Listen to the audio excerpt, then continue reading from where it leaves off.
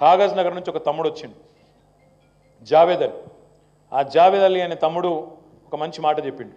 ఆయన ఏమన్నాడంటే, అన్నా आप लोग वहाँ बहुत कुछ करे, कल्याण लक्ष्मी दिए, शादी मुबारक दिए, घर पे चेक पहुँच गया, 5 लाख रैतु बीमा दिए, घर पे सीधा चेक आ गया, राशन कार्ड भी आप दिए, किसी को नहीं मालूम, 6.5 लाख राशन कार्ड हम लोग दिए 9.5 सालों में, 6.5 लाख అంటే 9.5 ఏళ్లలో 6.5 లక్షల రేషన్ కార్డులు కొత్త ఇచ్చినాం. చెప్పుకోలే, మీ సేవకు పోయినరు, అప్లై చేసుకున్నారు, వచ్చినాయి. ప్రోగ్రాంలు పెట్టలే, కార్యకర్తల ద్వారా ఇయ్యలే. పెన్షన్లు ఇచ్చిండ్రు, చెప్పలే, సీదా పోయినాయి. అన్ని సీదా పోయినాయి అన్న అని చెప్పుకుంటా ఆ తమ్ముడు ఒక మాట అన్నాడు, అన్నా నేను ఓట్లకు పోతా, ఓట్లకు పోయినప్పుడు అవు నాకు ఆడికెళ్ళి వచ్చింది హైదరాబాద్, నువ్వేమిచ్చినావు, అసలు నువ్వెవరు, నాకు డైరెక్ట్ వచ్చింది, ఆటోమేటిక్ వచ్చింది, కానూన్ ప్రకారం వచ్చింది, చట్టం ప్రకారం వచ్చింది. ఇష్టం లేనివాడేమో అట్లా మాట్లాడతాడన్నా, ఇష్టం ఉన్నోడేమో కేసీఆర్ ఇచ్చిండు చేస్తా అంటాడు, కానీ మధ్యలో నాకెక్కడ విలువ ఉందన్నా అన్నాడు.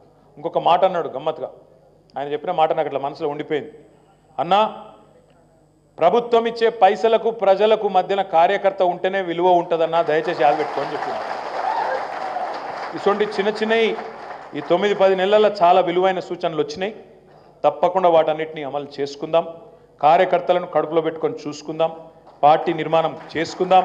దాంతోపాటు ఈ ప్రభుత్వం ఎట్లాగూ ఫెయిల్ అవుతుంది, వీళ్ళ వల్ల కాదు, వీళ్ళకంత తెలివి లేదు, వీళ్ళకంత పట్టింపు లేదు, ప్రజల మీద ప్రేమ లేదు, బరాబర్ ఫెయిల్ అవుతారు.